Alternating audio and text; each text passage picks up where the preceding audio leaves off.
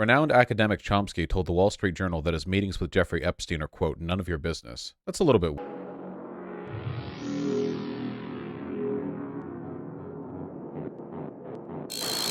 A bunch of documents got unearthed that people met with Jeffrey Epstein between 2013 and 2017, including former Israeli Prime Minister Ehud Barak, current CIA director, nice, Woody Allen, nice, Lawrence Summers, and then Noam Chomsky. And then Noam Chomsky responded really weirdly. Chomsky confirmed to the Harvard Crimson he knew Epstein, writing in an email to the paper, like all of those in Cambridge who met and knew him, we knew that he had been convicted and served his time, which means that he re-enters society under prevailing norms.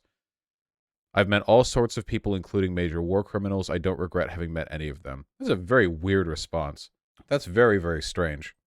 Basically, everybody knew that Epstein was like the billionaire pedophile child trafficking guy. That's not like, it's not like back in 2017 people thought that he was just like, oh, he did it the one time. Like, it's not this was like a very well-known thing.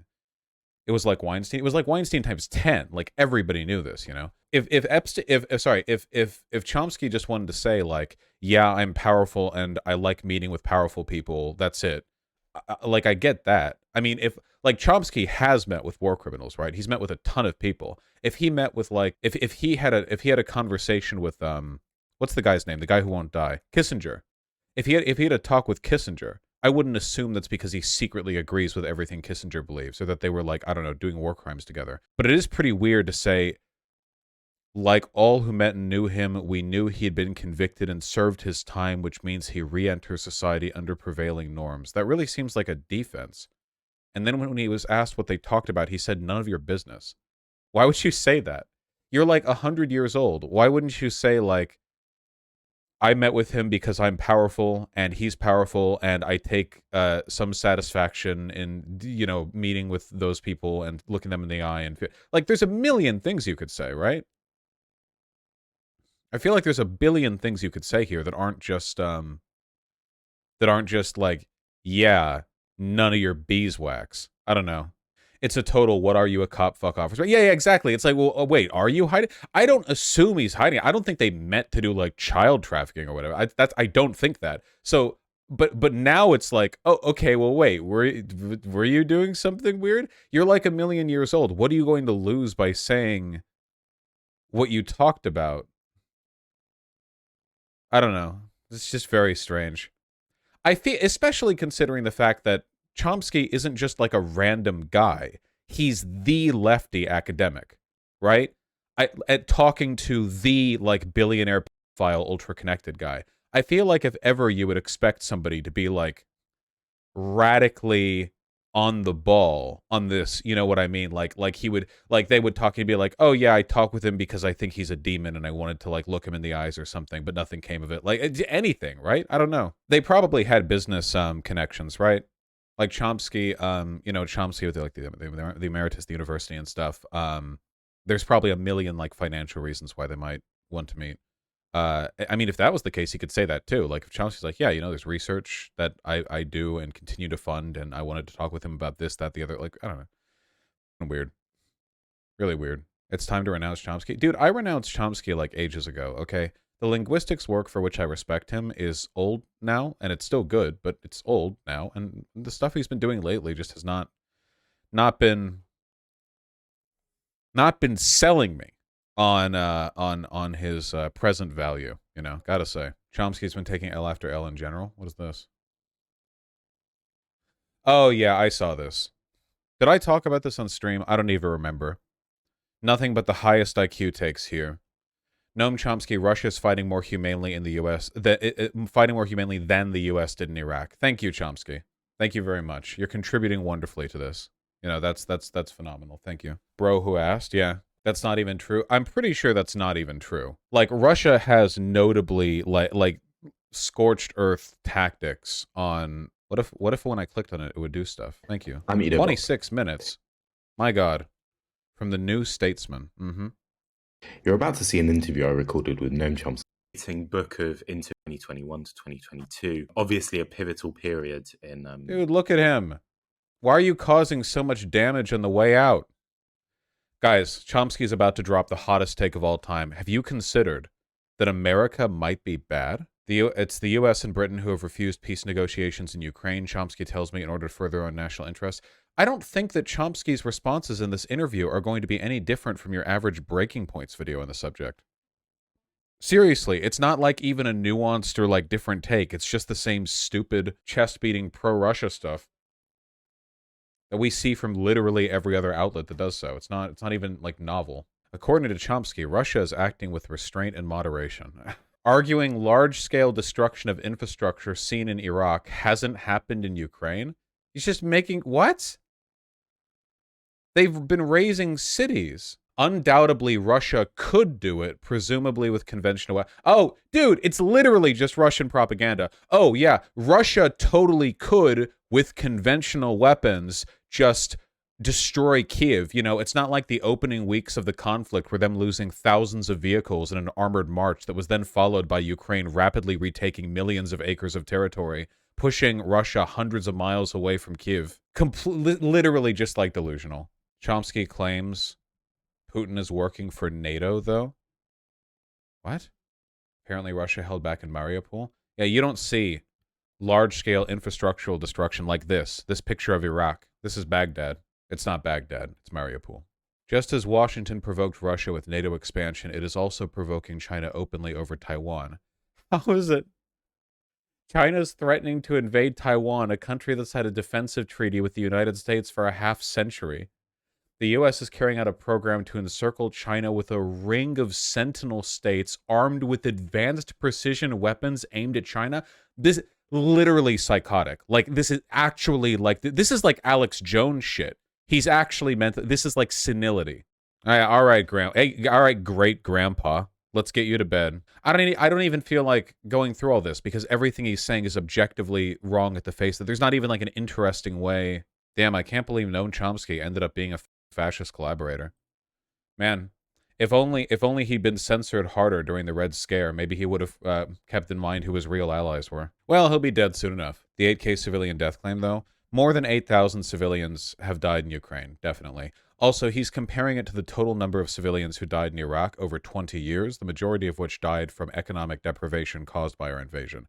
Not saying we're not responsible for it, but it's kind of silly to compare that to a war that is 1 year old, you know? It's a pretty stupid comparison to make. Sucks that he spent the last few years destroying his legacy. Yeah, well, I don't know. This is just like, this is the left, you know? Like, socialism domestically, fascism abroad. That's the left, man. I don't know. It's pretty disappointing. Doesn't have to be this way. I really need new glasses. Is Vaush going to do this for the last few years of his life? Yes, but you have a long time to go. I'm not a friend of Chomsky, but it does make me wonder that we're in a polarized time that Chomsky is considered to be pro-Putin. Well, he is. He's just saying like pro-Russian propaganda. It's not really ambiguous, you know. I don't think there's much like nuance in this. What did we just talk about the other day, right? Informed simplicity. The Russia-Ukraine conflict is not complicated at all. It's a very obvious good versus evil situation. It's not it's not really like an ambiguous. Chomsky has said many times that Russia's invasion is unjustified and a crime. It doesn't matter. You can never take purely what a person says at the face of it if all of their supportive statements end up going in the opposite direction. So you hear this all the time. Oh, Russia's doing something wrong. Putin is a tyrant, blah, blah, blah. But, and then they go on to cite like 40 minutes of uninterrupted Russian propaganda, you know? There's a reason why, if you take a look at the bullshit that like RT was saying back before they got dropped in America, they weren't just like, rah, Putin's good, rah, Putin's good. They mostly talked about like denying Ukrainian agency, overemphasizing the presence of Nazis in Ukraine's government, arguing that Ukraine doesn't have like any stake in this war and that it's actually the West manufacturing it, saying that NATO was the one that instigated it by not saying that they wouldn't enter Ukraine into a defensive treaty. Like it's like you can say that, you know, but we hear this bullshit all the time, right? It's like the this, that, the other, comma, but, and then they move on into like essentially defending the point they just dismissed. Vaush, no, he said Putin should have done diplomacy with Europe instead of invading. Yeah, I know. I'm telling you that doesn't matter. The war has happened. He did invade, and now he's spouting pro-Russian propaganda. It doesn't matter. He can't. Oh, you know, it's Putin made a mistake, but, and then he goes and like lies continuously. Just like Hassan. Yeah, just like Hassan. just like what he did. You can't call Chomsky a fascist, then say debating him is too mean. He said he's willing to talk to you about this. Like, I know I know I can get Chomsky on the show if I want to. I don't know how much of a conversation I can have with him. I don't mean that with like a, different opinions thing or whatever. It's that there's a reason why every like conversation that we've seen him.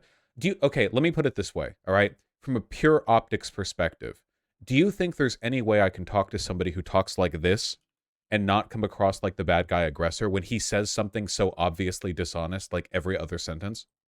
In the history of Ukraine is, I think, by very what we had to say, because Trump is a loose cannon. You have no idea what his policy was. So one moment he says we have to work something out. I'm almost positive that like he would say something wrong and I would interrupt him and then like he would have a heart attack and die. I want the prestige of talking to Chomsky, and I know I can talk to him. I have connections. Like, I know. I'm fully aware. It's not like an unknown variable. And I could win in that debate on pure rhetoric because, again, I can talk much faster than he can. I can emphasize my words. He can't. He's too old. He's going to die if he tries to. But at the same time, if the only consequence of that conversation is just like he says something really wrong, and then I respond with like, I would have to respond. Okay, so he would say like something, NATO aggression, something, and I'd be like, okay, well, how can it really be NATO aggression? How can you reasonably say that the West should be expected to promise to Russia that they won't enter into a defensive treaty with a country that is reasonably at threat of being invaded by Russia, and then later was? And then he would respond, but like his response to that would have to be 5 minutes, and then like what? Do I chart it all down? I don't know.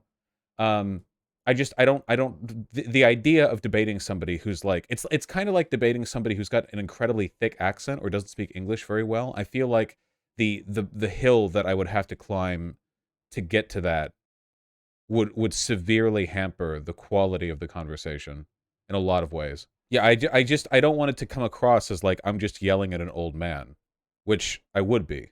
Make it more of an investigative interview, the debate. No, I don't want to. That's what I'm saying I don't want. An investigative interview would be I ask him a question and he responds with 5 things that are wrong. And I'm like, okay. And then I like ask him, because Chomsky's not stupid. It's not like I'm going to stump him on an easy probing question. He's going to go like, well, actually, you're right. He'll talk his way through anything that I ask him. But like, I don't think I could ever be incisive or get him on anything because it would just look like me bullying an ancient dude. Take a look at all of the convos he's had for years now. They're all interview style where he goes on for minutes and minutes. I don't know how much back and forth there could be. Sorry guys, I've given it a lot of thought. This is not an errant perspective on my part. Like I'm not like just off the cuff saying this. I am genuinely worried that it would be like an optically insurmountable conversation. I feel like that's just something that should be left to other people.